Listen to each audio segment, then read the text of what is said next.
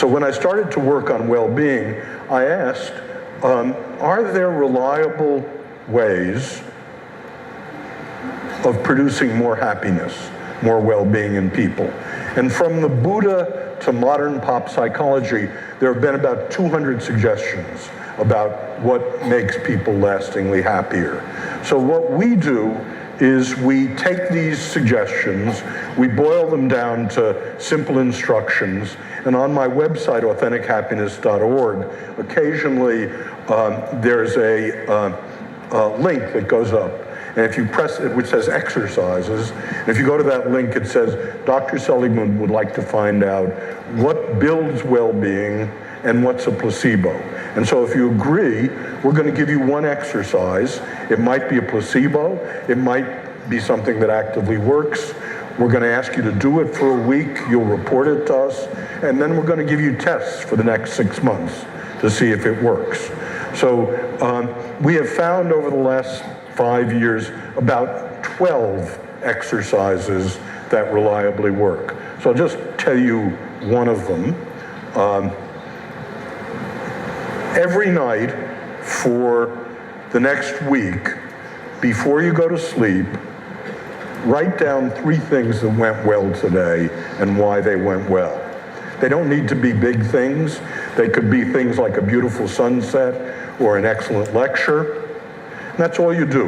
You write down 3 things that went well before you go to sleep. And then we measure people for the next 6 months. And we find out against placebo, against controls, that people who every day, right for a week, write down 3 things they like doing that went well today, that 6 months later, they're happier, their life satisfaction is higher, and they're less depressed.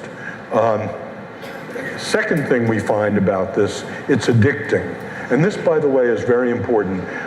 How many of you are psychotherapists? Yeah, well, quite a number of you. I've been a psychotherapist for most of my life. And the dirty little secret of psychotherapy is that what we teach in psychotherapy doesn't last. It's like dieting. And the reason is we're taking what people are worst at and trying to correct it. And there's a huge amount of backsliding.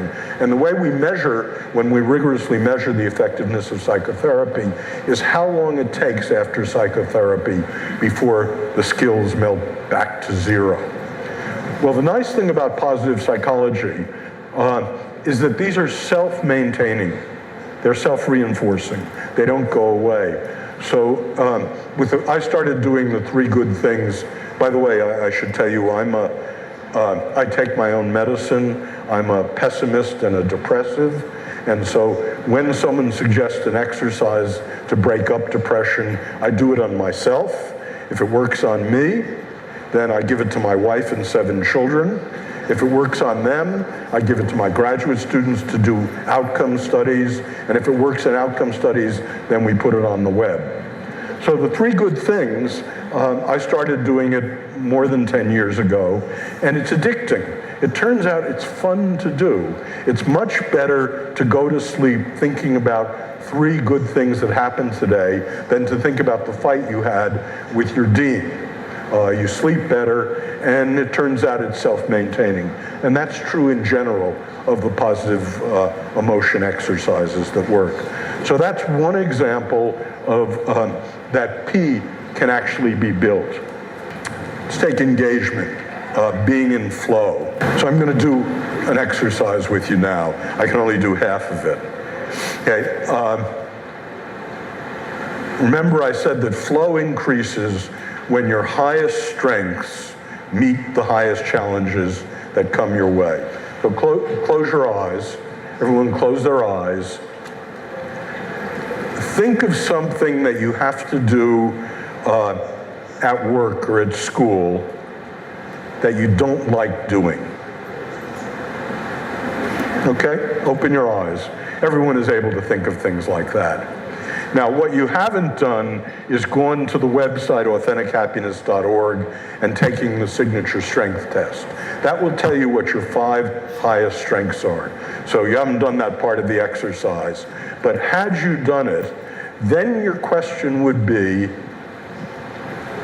Next week, do that thing at school or at work that you don't like doing using your highest strength. And here's what happens. I'll just give you a couple of examples. So one of my students was a bagger at grocery stores. Do you have people who put things into bags at grocery stores? She was working her way through university. She didn't like doing it. Terrible job. She took the signature strengths test, and her highest strength was social intelligence.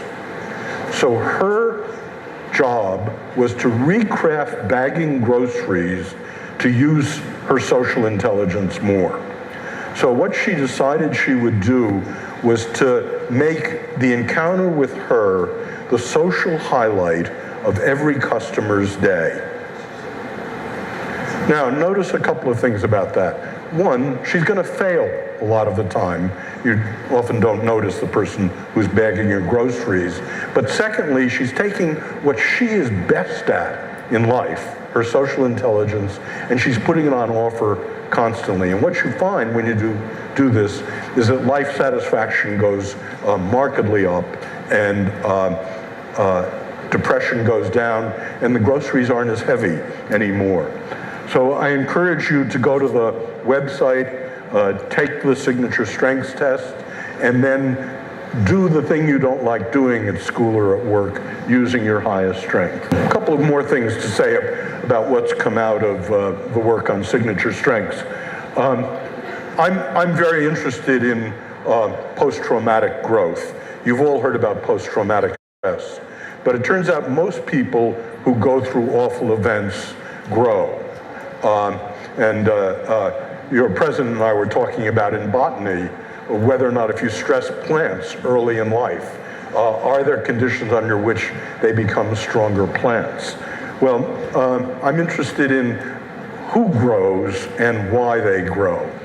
So on our website, about 2,000 new people sign up every day. So I put a link which had a questionnaire of the 15 worst things that could happen to people. And I asked people to take the questionnaire.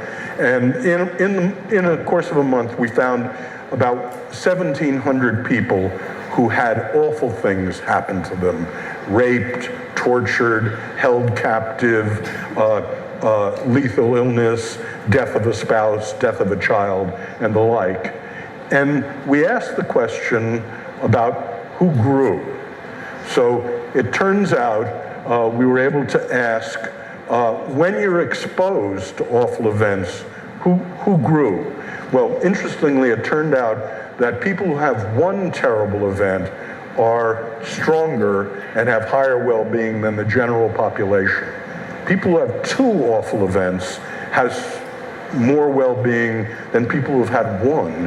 And people who have had three terrible events have higher strength and well-being than people who have had two. And then we asked the question, what signature strengths led particularly to growth? And they were these 5: religiousness, gratitude, kindness, hope, and bravery. So that's the kind of thing we can find out by looking at signature strengths.